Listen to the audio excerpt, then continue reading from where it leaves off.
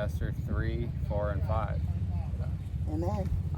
I always start with a prayer. I was going to ask you. Good. Great. I usually do it on my knees. I can't do knees. I've got brand new ones. I've got metal knees. Do you really? Yeah, 21, 22. Okay. Well, Real new. It's going to be the $1 million woman, huh?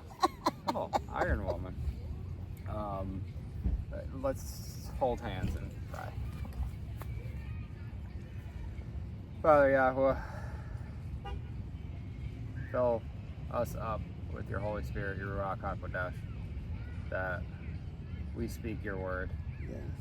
that all people hear your word, that you get the fullest out of all of our works here today, Yes. and fill this whole land and this lake with your Holy Spirit, that they all be focused on you. In Yeshua's name, amen. Amen. All right. You want to read? Where do you want me to start? You want to do Esther 3? So Three. the way that I usually do this, is that, You start with verse 1? yeah, Okay. I'll read the whole chapter, and then I'll go back through and, just explain verse by verse. I look at this in like a very practical approach, like how do we apply this stuff to life? And this way people can get the most out of it, because, a lot of pastors, priests, they just do, like, they pick 3 random verses throughout the Bible and they just string some sermon together, but I want to read verse by verse, chapter by chapter. And this is so funny, because that's the mission of our church. That to our pastor's mission is to teach us biblical principles, apply biblical principles to our life. Okay. Which is exactly what you just said. Yeah. Empire Christian Center in Albany. Okay. Is there a denomination there? No. Okay. We're Word of Faith Church. Word of Faith? I think. I've never heard Word of that. God. Word Okay. of... So you're liking it? Have you been there for a while? Oh yes, 8 years. Okay. And teaching, that's what they do. Good. Was it new when you went there, or has it been No, there it's for- been since 2003, I believe, Okay. that it's been in Albany. That's awesome to hear, Yes. because I don't think a lot of pastors are teaching, and they don't, and even just if they're sometimes catch our sermon. We're on YouTube?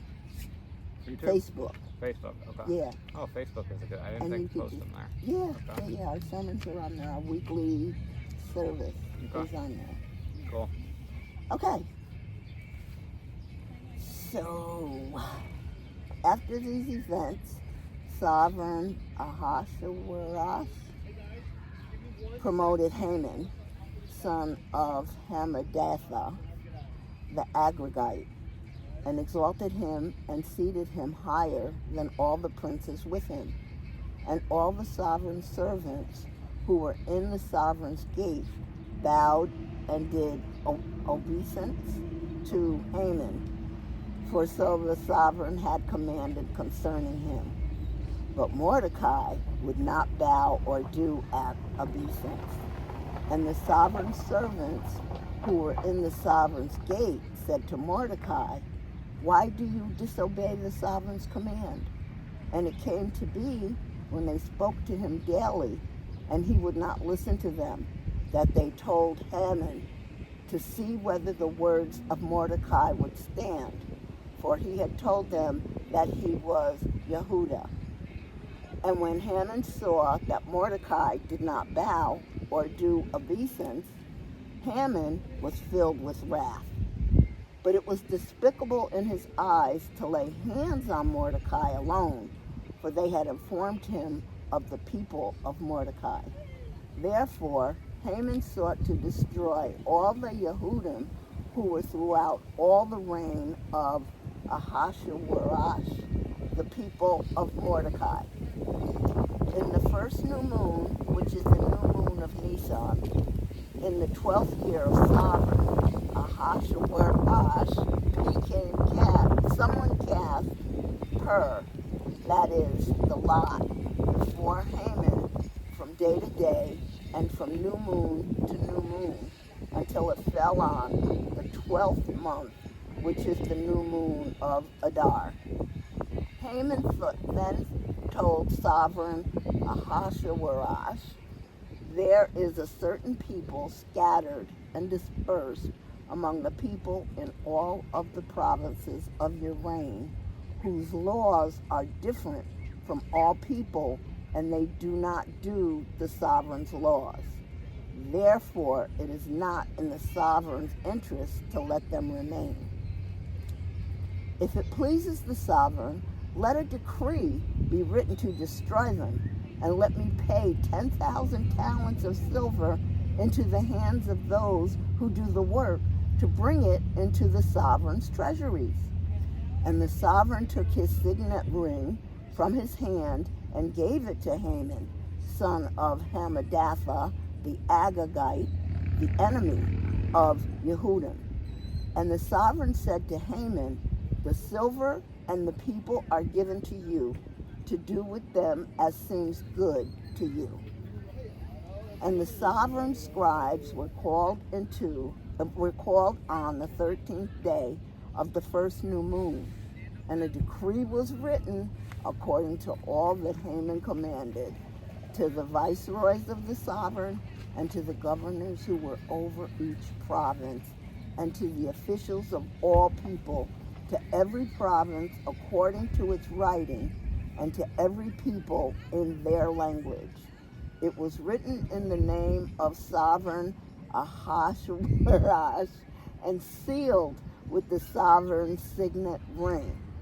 And the letters were sent by the runners into all the sovereign's provinces, to cut off, to kill, and to destroy all the Yehudim, both young and old, little children and women, in one day, on the 13th day of the 12th new moon, which is the new moon of Adar, and to plunder their possessions. A copy of the writing, to be made law in every province, was published for all people, to be ready for that day. The runners went out, hastened by the sovereign's command, and the decree was given out in the citadel of Shushan. The sovereign and Haman then sat down to drink, but the city of Shushan, oops, I went too fast.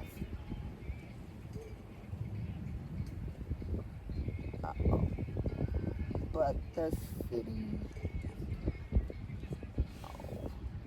Shushan was in confusion. okay, what, I'm sorry, what, verse was that? I was so into the store. 15, last verse. Okay, I'm sorry. There you go. Okay. The runners went out, hastened by the sovereign's command, and the decree was given out in the citadel of Shushan. The sovereign and Haman then sat down to drink, but the city of Shushan was in confusion. Cool. So, have you read Esther before? Parts Do you of it, remember yes. it? Okay. I know the story. So Mordecai is basically Esther's uncle. Oh, uncle. No, cousin. You're right. You're right. Okay, It's okay. his uncle's daughter, and so they are cousins. Okay. And, yeah. So it's phrased weirdly like that. You're right. Mm-hmm. They're cousins. And so Esther comes to the sovereign Ahasuerus, which he did a great job pronouncing, and her cousin Mordecai is basically keeping an eye on her. Mm-hmm. After these events, sovereign Ahasuerus promoted Haman, son of Hammedatha the Agagite, Mm-hmm. and exalted him and seated him higher than all the princes with him. So Ahasuerus Mm-hmm. has a new right-hand man. Like I said, I just go back through verse by verse and kind of, Yep. see what we can glean from it. Yep. And all the sovereign servants who were in the sovereign's gate bowed and did obeisance to Haman, for so the sovereign had commanded concerning him. But Mordecai would not bow or do obeisance. We saw this too with Daniel, that he won't bow to the statue Mm-hmm. of Nebuchadnezzar's son. Right.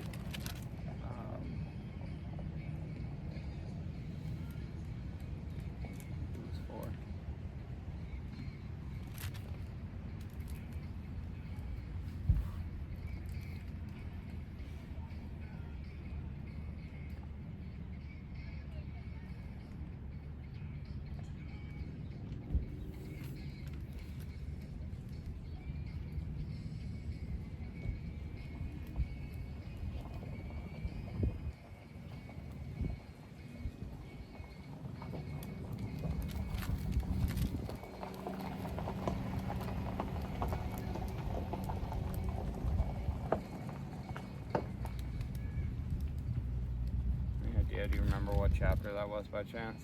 No, I don't remember chapters or verses. I remember situations and circumstances. Father, do you know what chapter it is? Help him, Lord. Please help him. Do you know, Matt? Matt, my nephew. Thought you knew all things. I lost track.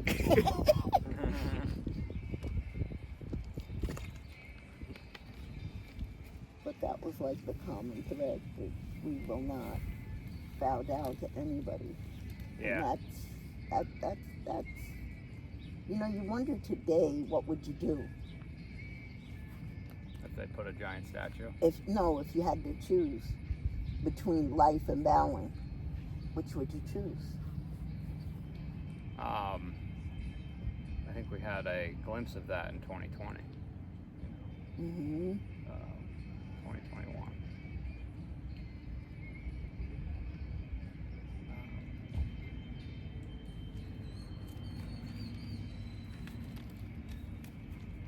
So in chapter 6, Daniel is he won't stop worshiping Yah. Mm-hmm. 6:12. Then they approached the sovereign and spoke concerning the sovereign's interdict. Have you not signed an interdict that every man who petitions any Ella or man within 30 days except you, O sovereign, is thrown into the den of lions? The sovereign answered and said, the word is certain, according to the law of the Medes and Persians, which does not pass away. Then they answered and said before the sovereign, Daniel, who is one of the sons of the exile from Yehuda, pays no heed to you, O sovereign, nor for the interdict that you have signed, but makes his petition 3 times a day.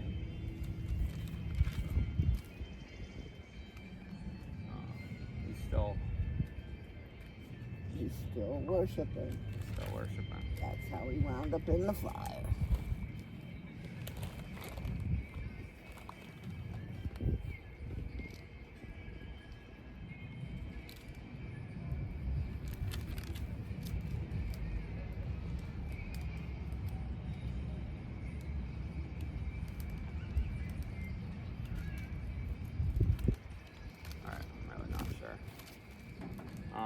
You want to see if you can search it? Does your Bible app have a search bar?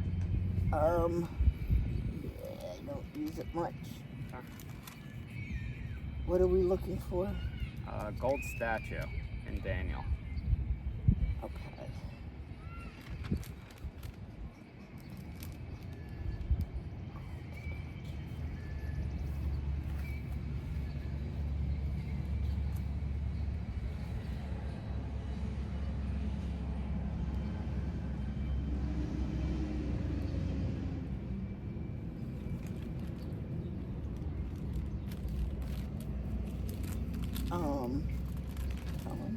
It shall be. Daniel 2:36 or 2:31. Let's see. Oh, it is 3. Okay. Nebuchadnezzar the sovereign made an image of gold whose height was 60 cubits and its width 6 cubits, which is a giant statue because a cubit is 6 feet, so it's 360 feet tall. Can you imagine? Wow. Yeah. The ego on this guy.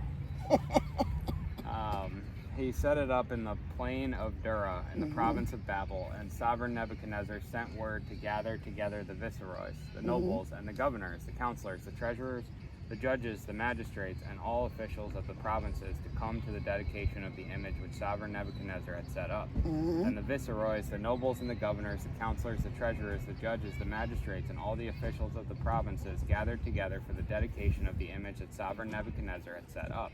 And they stood before the image that Nebuchadnezzar had set up. Then a herald loudly proclaimed, to you it is commanded, O peoples, O nations and languages, that as soon as you hear the sound of the horn, the flute, the zither, the lyre, the harp, the pipes, and all kinds of instruments, you shall fall down and do obeisance to the gold image that sovereign Nebuchadnezzar has set up. And whoever does not fall down and do obeisance is immediately thrown into the midst of a burning furnace of fire. So as soon as all the people heard the sound of the horn, the flute, the zither, the lyre, the harp, all kinds of instruments, all the peoples, nations, and languages fell down and did obeisance to the gold image that sovereign Nebuchadnezzar had set up. Thereupon at that time certain Chaldean came forward and accused the Yehudim. They spoke and said to the sovereign Nebuchadnezzar, O sovereign, live forever. You, O sovereign, have made a decree that everyone who hears the sound of the horn, the flute, the zither, the lyre, the harp, the pipes, and all kinds of instruments shall fall down and do obeisance to the gold image. And whoever does not fall down and do obeisance is thrown into the midst of the burning furnace of fire. There are certain Yehudim whom you have set over the work of the province of Babel, Shadrach, Meshach, and Abednego. These men, O sovereign, pay no heed to you. They do not serve your Elohim, and they are not doing obeisance to the gold image which you have set up. Then Nebuchadnezzar, in rage and wrath, gave orders to bring Shadrach, Meshach, and Abednego. Then they brought these men before the sovereign. Nebuchadnezzar spoke and said to them, Is it true, Shadrach, Meshach, and Abednego, that you do not serve my Elohim, and you do not do obeisance to the gold image which I have set up? Now if you are ready, when you hear the sound of the horn, the flute, the zither, the lyre, the harp, the pipes, and all kinds of instruments, and you fall down and do obeisance to the image which I have made, good. But if you do not do obeisance, you are immediately thrown into the midst of a burning furnace of fire. And who is the Elah who does deliver you from my hands? Shadrach, Meshach, and Abednego answered and said to the sovereign, O Nebuchadnezzar, we have no need to answer you in this matter. For if so, our Elah, whom we serve, is able to deliver us from the burning furnace of fire, and from your hand, O sovereign, he does deliver. But if not, let it be known to you, O sovereign, that we do not serve your Elohim, nor do we do obeisance to the gold image which you have set up. We're not going to finish the chapter because that's a cliffhanger. But we do know what happened. Yeah. Thank you, Lord. Cool. All right. And I don't know if we did verse 2, but we're going to read verse 2 again. And all the sovereign servants who were in the sovereign's gate bowed and did obeisance to Haman, for the sovereign had commanded concerning him. But Mordecai would not bow down or do obeisance, so we did read verse 2. We're back in Esther chapter 3. Yep. And the sovereign servants who were in the sovereign's gate said to Mordecai, Why do you disobey the sovereign's command? They're calling him out on it. And it came to be, when they spoke to him daily, and he would not listen to them, that they told Haman to see whether the words of Mordecai would stand, for he told them that he was a Yehudi. So his excuse is, I'm a Jew, and so I don't bow down to any man. And when Haman saw that Mordecai did not bow or do obeisance, Haman was filled with wrath. And so he gets mad, but it was despicable in the eyes to lay hands on Mordecai alone, for they had informed him of the people of Mordecai. Therefore, Haman sought to destroy all the Yehudim who were throughout all the reign of Ahasuerus, the people of Mordecai. So they don't want to kill Mordecai alone, just himself. They think that that's a sign of weakness, which it would be, just for this guy not bowing down. But and it's weird to see morals from kings like that, you know, because like Shadrach, Meshach, and Abednego get thrown into the furnace, you know, and so you know, seeing that they won't just kill Mordecai. But Haman wants to destroy all the Jews, all the Yehudim, who are throughout all the reign of Ahasuerus, the people of Mordecai. It just takes one man, and just, you know, Mordecai and Haman's about to do a genocide. In the first new moon, which is the new moon of Nisan, in the 12th year of sovereign Ahasuerus, someone cast pur, that is the lot, before Haman from day to day, and from new moon to new moon, until it fell on the 12th month, which is the new moon of Adar. And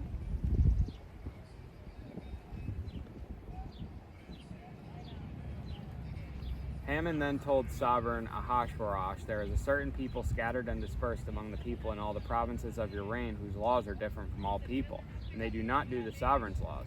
Therefore, it is not in the sovereign's interest to let them remain. So he's coming to the king and saying, basically accusing the Jews officially before the king. And I think verse 7 is just a scene setting that, like, they're casting lots. And so this is like, I'm just seeing them, like, you know, playing craps and like talking. And so then verse 8, this comes up conversationally. Hey, there's these people in your reign, and they're not doing your stuff. Right. If it pleases the sovereign, let a decree be written to destroy them, and let me pay 10,000 talents of silver into the hands of those who do the work to bring it into the sovereign treasury. Yep. Money, money, money, money. Money, money, money. So Haman's like, I'll give you 10,000 talents of silver if you kill the Jews. Yep. And the sovereign took his signet ring from his hand and gave it to Haman, son of Hammedatha, the Agagite, the enemy of the Yehudim. So these guys are already enemies. Yep. And they're becoming more enemies. And the sovereign said to Haman, the silver and the people are given to you, to do with them as seems good to you. So that's so he cannot be blamed. You do what you think is good, but they know what he wants them to do. Yeah. Yeah, okay. He's trying to absolve himself. Of course. No dirt on my hands. Yeah. Go ahead. And the sovereign scribes were called on the 13th day of the first new moon, and a decree was written according to all that Haman commanded, to the viceroys of the sovereign, and to the governors who were over each province, and to the officials of all people, to every province according to its writing, and to every people in their language. It was written in the name of sovereign Ahasuerus, and sealed with the sovereign signet ring. Yep. Like a wax seal, like he stamps it with his ring. Official. And so this is, it's law. Start killing the Jews. That's it. And the letters were sent by the runners into all the sovereign's provinces to cut off, to kill, and to destroy all the Yehudim, both young and old, little children and women, in one day, on the 13th day of the 12th new moon, which is the new moon of Adar, and to plunder their possessions. And so we know that Yah's not going to let this happen. And this also isn't like they went into the Babylonian exile for punishment. And so like there's no way that one man's going to just wipe out all of Yah's people. No, he's not going to let it. But they plan on doing it too in one day. Like this is going to be a one-day slaughter. Yep. Which is interesting to me because it seems like there would be a lot more Jews in exile at this point than how are you going to round them up all in one day? So a copy of the writing to be made law in every province was published for all people to be ready for that day. So once this goes into effect, everybody will have it, and there's no hiding things. And that's why it went to every province everywhere, so they could get everybody all at once. Yeah. You know what I'm saying? It went international. Yeah. It went viral. Yeah. And so they set a date. Safe. Exactly. Yeah. The runners went out, hastened by the sovereign's command, and the decree was given out in the citadel of Shushan. The sovereign and Haman then sat down to drink, but the city of Shushan was in confusion. Yeah. Okay, which is in itself a good cliffhanger. So Ahasuerus and Haman are going to sit down and start drinking, and the people are in confusion. Nothing good comes out of drinking. No. When they sit down and drink, They've already trouble. ordered all the people to be killed, so. That's terrible. Terrible. Terrible. Okay. You want to read chapter 4?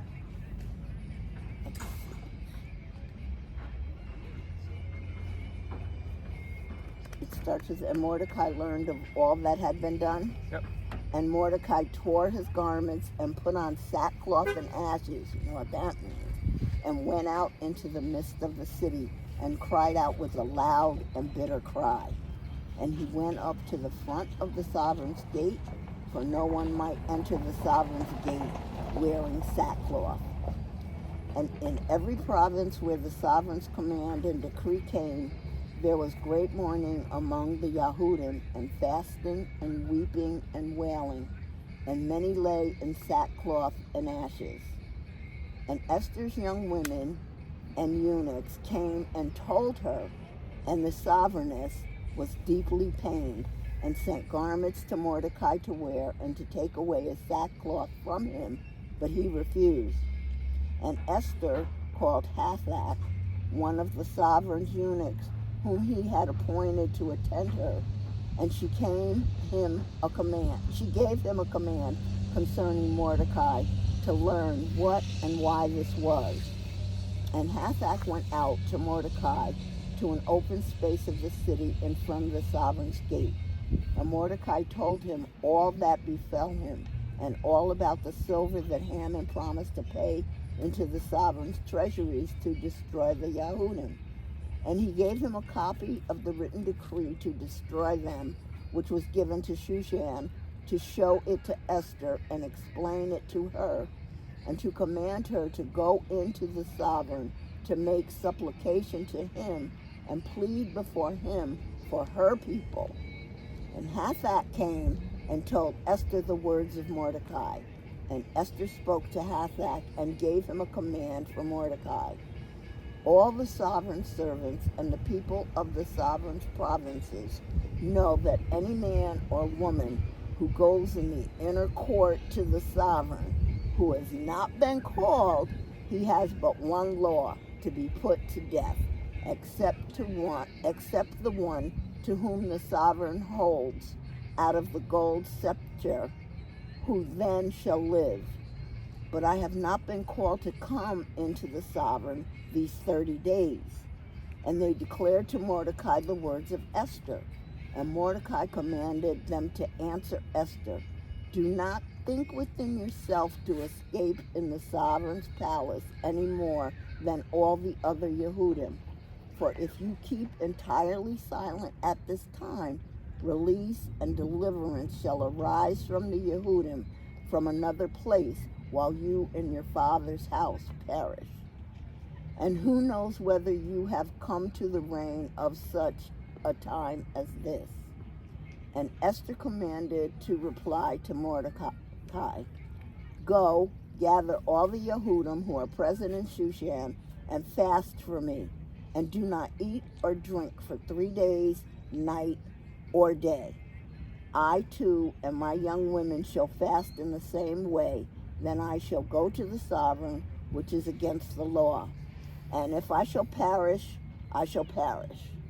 Mordecai then went away and did according to all that Esther commanded him. Esther is a little badass. Yep. She takes over from Mordecai and starts calling the shots, and she calls a fast unto all the Jews. How's it going? Alright, let's take it from the top. And Mordecai learned of all that had been done, and Mordecai tore his garments and put on sackcloth and ashes, and went out into the midst of the city and cried out with a loud and bitter cry. And the tearing of garments is the signal of death and mourning, and sackcloth and ashes, they're like signs of humility and humbleness. And so he's humbling himself. Right. And cries, and he also probably feels guilty that, he didn't bow down, but he did the right thing, obviously, for God. And he went to the front of the sovereign's gate, for no one might enter the sovereign's gate wearing sackcloth. So he's just before the gate, and in every province where the sovereign's command and decree came, there was great mourning among the Yehudim, and fasting and weeping and wailing, and many lay in sackcloth and ashes. So they start finding out about this, and they too put on sackcloth and ashes, fasting, weeping, wailing, crying out to Yah. I feel like this is a superhero movie. Like we're just waiting for Yah to come and save these people. Yes. And this is a cliffhanger here too. I hope that we get to, I don't know how, I haven't read the book of Esther ever, so I'm not sure where this, how far we'll get today. Okay. I know the ending. Oh, you can. Well, don't spoil it. I'm not I. I know the ending too, I suppose, but I don't know exactly all the details. Okay. It'll be good to see another example of Yah saving his people, though. Yes. Because it's like how many It's times so in beautiful. history. It is so. So, verse 4, and Esther's young women and eunuchs came and told her, and the sovereigness was deeply pained, and sent garments to Mordecai to wear, and took away his sackcloth from him, but take away his sackcloth from him, but he refused. Esther's like, it's going to be okay. She sends him garments, and he says, no, I'm going to stay in my sackcloth and mourn and weep and cry out. Yep. And Esther called Hathach, one of the sovereign's eunuchs, whom he had appointed to attend her. And she gave him a command concerning Mordecai to learn what and why this was. So she sends Hathach to Mordecai to find out more information, and Hathach went out to Mordecai to an open space of the city in front of the sovereign's gate. And Mordecai told him all that befell him, and all about the silver that Haman promised to pay into the sovereign's treasuries to destroy the Yehudim. And as I'm reading about the silver in this way, I'm remembering in chapter 2 how much the sovereign loved Esther more than all the other maidens. Yep. And so I'm thinking that he's going to love her more than all the silver. But at this point, he doesn't know her true identity. He doesn't know. True, that, too. right? Yeah, so they've So got like... she's like, if he finds out. Yeah. That's a good memory you've got. Because this, you know, like they've got like this eunuch here, Hathach, is going secretly between Mordecai and Esther. Yep. Like he knows, and he's like the one. Man, all of these books would make a great movie. You know? Yes. And he gave him a copy of the written decree to destroy them, which was given at Shushan, to show it to Esther and explain it to her. Yep. And to command her to go into the sovereign to make supplication to him and plead before him for the people. For her people. For her people. Her people. Her see? people. Yes, it's getting thick. He's reminding her of who she is. Yep. Yeah. And so Mordecai is like, you can help us. You can change us. You are a direct line to You're one of the us. sovereign. Yeah. And Hathach came and told Esther the words of Mordecai. And Esther spoke to Hathach and gave him a command for Mordecai. All the sovereign servants and the people of the sovereign's provinces know that any man or woman who goes into the inner court to the sovereign who has not been called has but one law, to be put to death, except the one to whom the sovereign holds out the golden scepter, who then shall live. But I have not been called to come into the sovereign these 30 days. So Mordecai says, just go in, go talk to him. And she's like, you can't just go talk to him. He's the king. Right. We've got to set him. He's got to call me. Right. And they declared to Mordecai the words of Esther. And Mordecai commanded them to answer Esther, do not think within yourself to escape in the sovereign's palace any more than all the other Yehudim. Yep. Once they find out you're a Jew, they're going to kill you too. Exactly. You're on the chopping block, just like us. For if you keep entirely silent at this time, relief and deliverance shall arise for the Yehudim from another place, while you and your father's house perish. And who knows whether you have come to the reign for such a time as this? So, yeah, who knows whether you have come to the reign. Imagine how she must have felt. She seems like she's handling it pretty well, you know? She had to, But how would you have felt, you know? Because I'm more likely to be in Mordecai's shoes. Like, nah. Like, I knew what I was getting into, you know what I mean, by not bowing. But also, you know, like, it's one thing for you to know what you're getting into. It's another thing to be like, you know, everybody else is going to get killed as well. And think you're in a position where it won't affect you.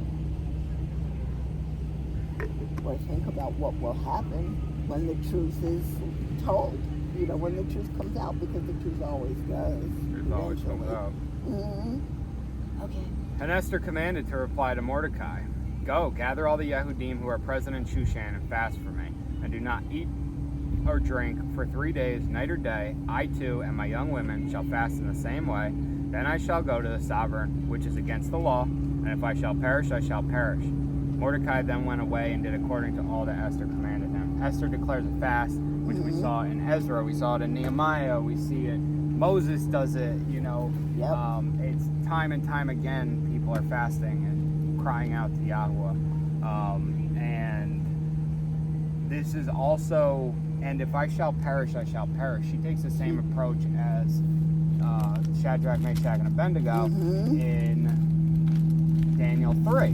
They say, he does deliver us, but if not, let it be known, O sovereign, that we do not serve your Elohim or do obeisance to the gold image which you have set up.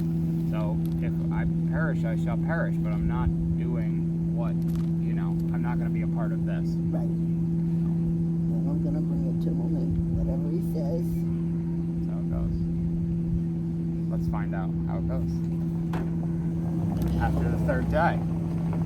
Oh, okay. And it came to be on the third day that Esther put on royal apparel and stood in the inner court of the sovereign's palace in front of the sovereign's house, while the sovereign sat on his royal throne in the royal house opposite the entrance of the house. And it came to be when the sovereign saw Sovereigness Esther standing in the court, that she found favor in his eyes. And the sovereign held out to Esther the gold scepter, which was in his hand. And Esther went near and touched the top of the scepter.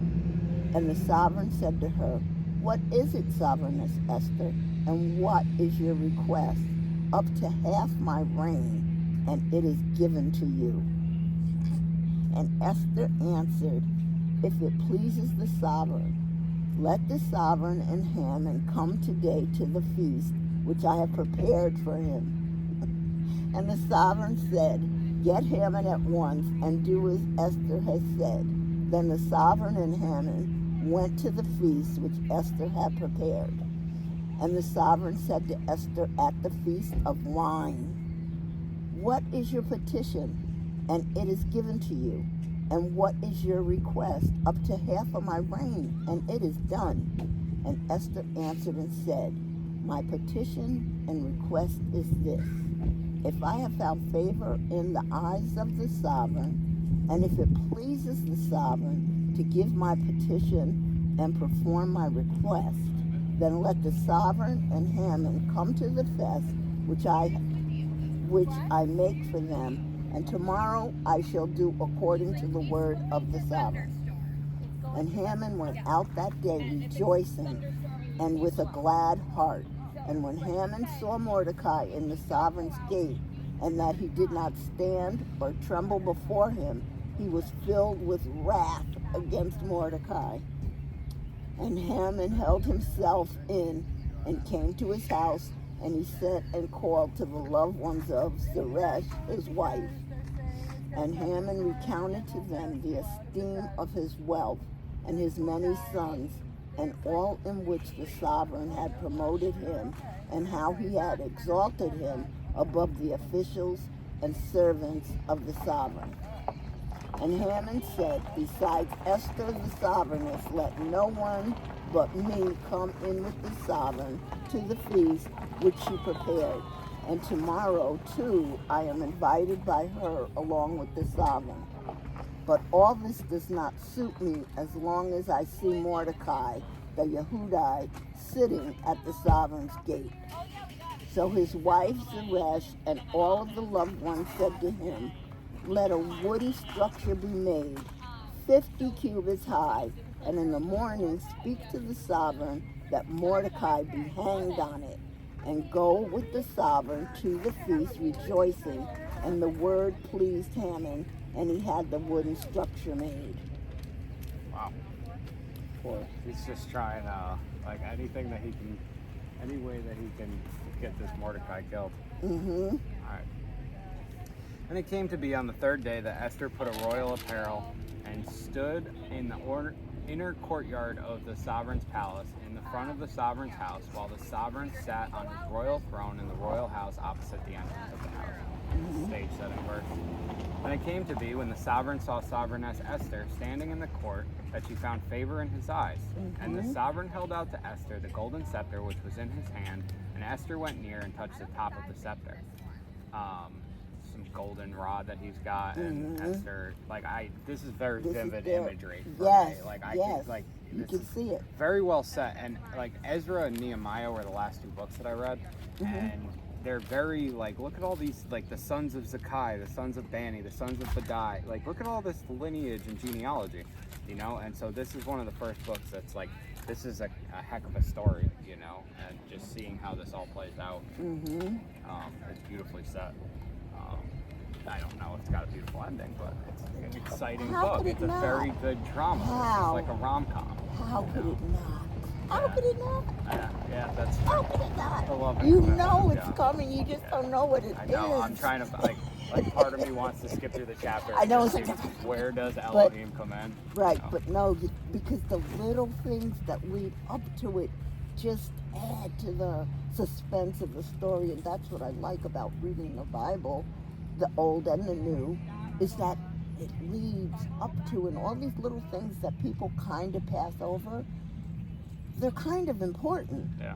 You know, to get the whole full feeling and knowledge of the story. That's how I look at it. I mean, and you've caught me a couple of times skipping over small words, you know.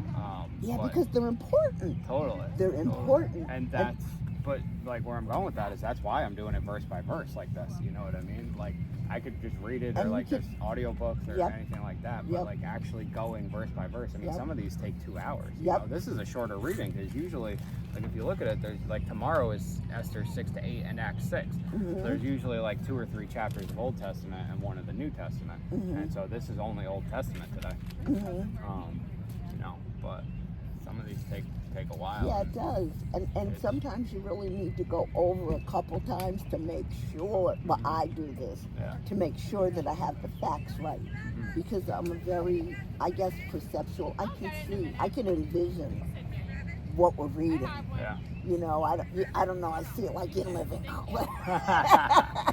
And it's so exciting. That's why you hear the intonations in my voice, because I really You're a great try to reader, picture too. it. Yeah. You know, I try to picture what I read so I understand. I get a picture of what's going on. So I just, sometimes you have to go back to make sure you don't, forget anything for clarification, to make sure you got it right. But anyway, I'm sorry. Go ahead. No, I Sorry. interrupted. I put the movie on pause for a minute. Okay. All right, verse 3. And the sovereign said to her, "What is it, sovereigness Esther, and what is your request up to half my reign, and it is given to you?" When we read this up to half my reign, I think too, and I don't know where it is, but of King Herodes saying this to the daughter. Yes, to the little. Yeah. That, little, yes, for her dancing. little tramp, at the, Good word.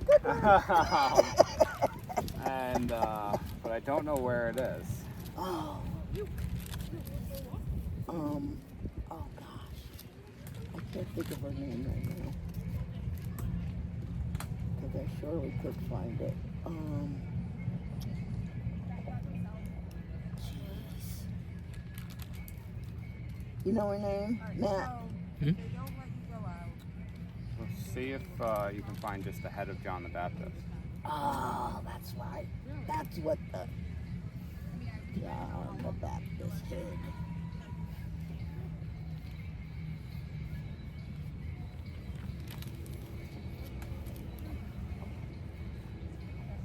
Matthew 14:8.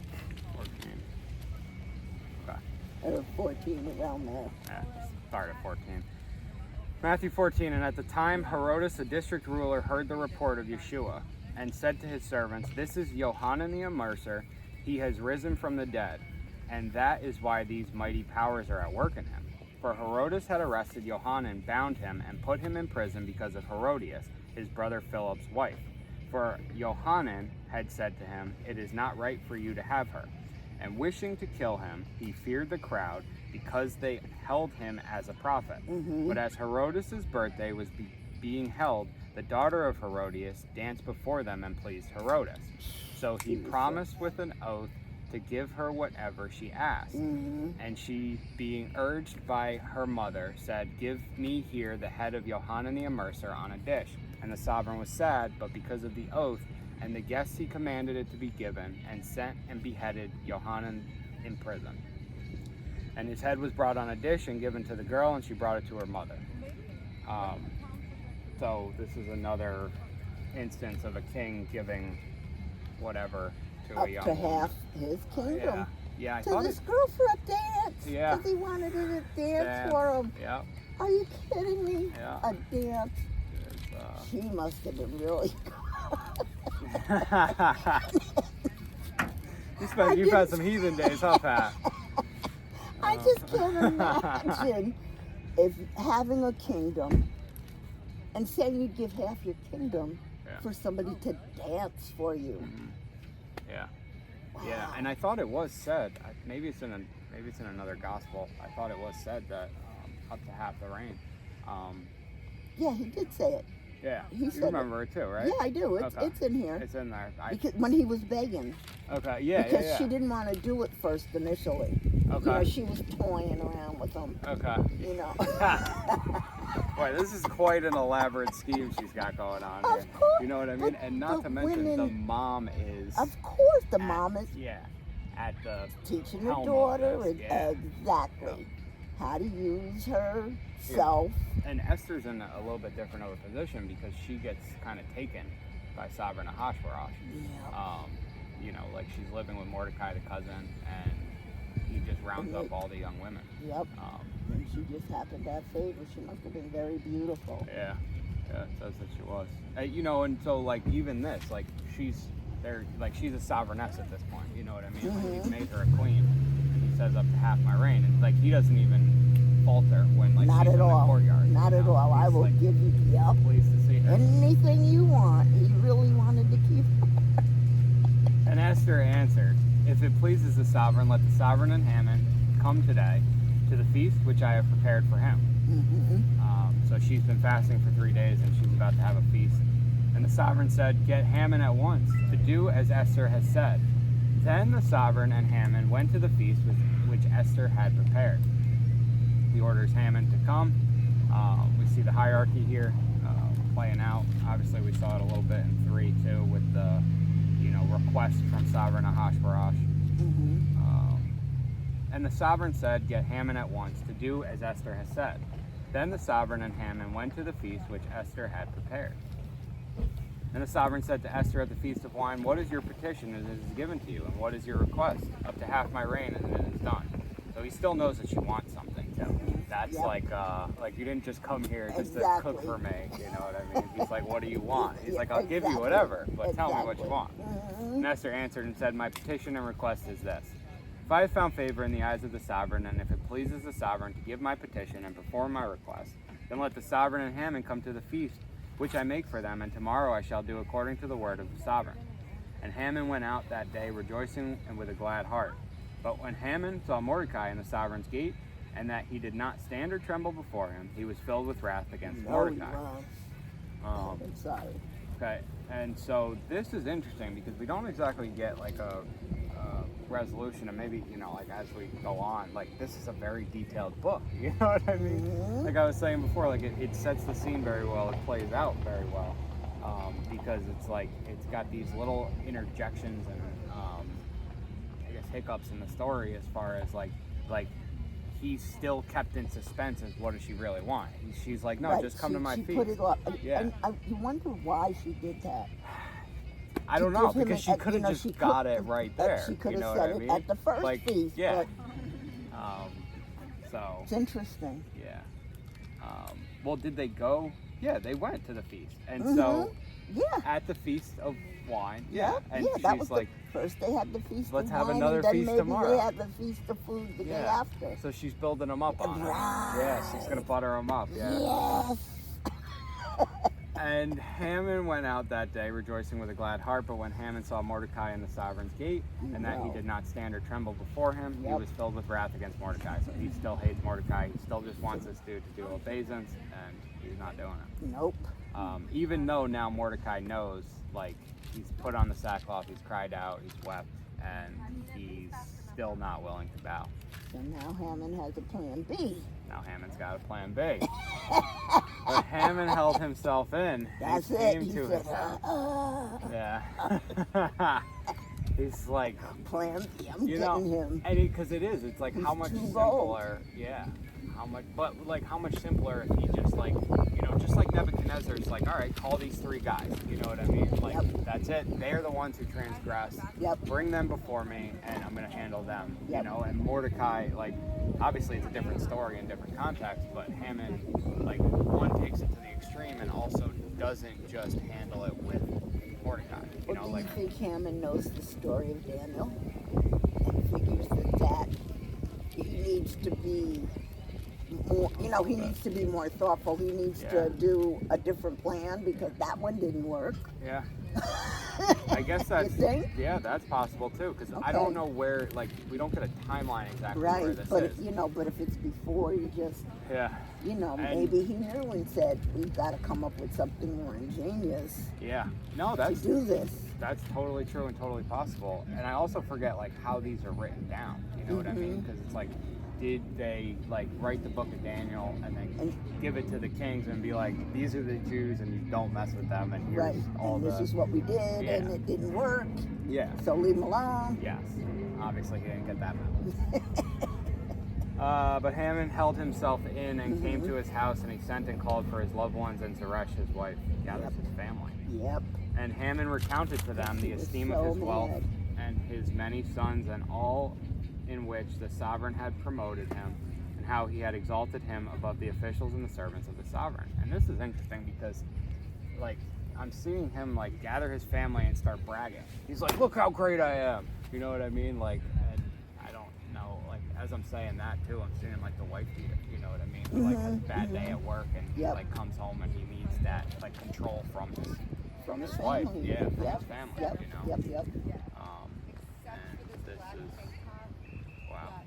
And how he had exalted him above the officials and the servants of the sovereign, and even the king loves him.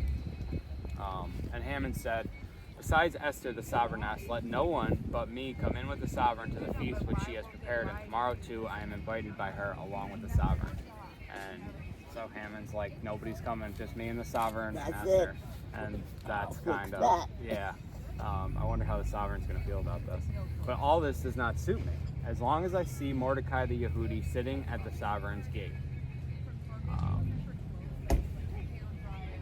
Just wants Mordecai dead. Yes, he does. This is how, like, tyrannical. By any means necessary. By any means necessary. Yep. You know, and the point's been made, like, that, you know, we saw Pharaoh give, like, double the amount of work to the Jews when to the Israelites when they're like, hey, we need to go serve our God, you know, our Elohim.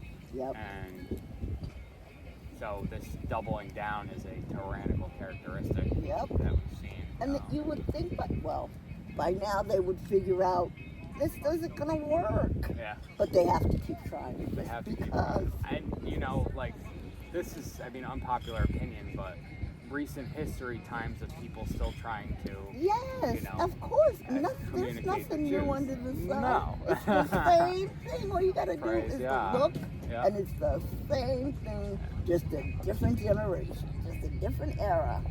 Same thing. People don't listen.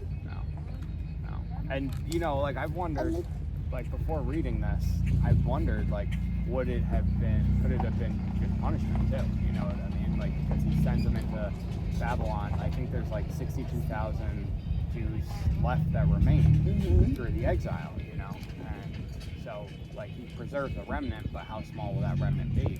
You know, like, so, I thought maybe it's a punishment, but it also could be, you know,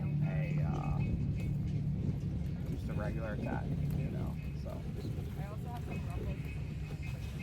Verse 14, so his wife Zeresh and all his loved ones said to him, let a wooden structure be made 50 cubits high, and in the morning speak to the sovereign that Mordecai be hanged on it. And go with the sovereign to the feast, rejoicing. And the word pleased Haman, and he had the wooden structure made. So this is, he also calls them for advice, too, and counsel. And this is their solution. Hey, let's just make a giant wooden structure, 50 cubits high, which is like, we were talking about how Nebuchadnezzar's statue was 60 cubits. Right. A cubit is 6 feet. Okay. So that's 300 feet just for this wooden structure to hang Mordecai that he's planning on erecting overnight. Exactly. So you can imagine how many people he had working on it. Yeah, just an army. It's like exactly. It's like 300 men. Get this structure built. And they did. Yeah. And the word pleased Haman, and he had the wooden structure made. So, great story.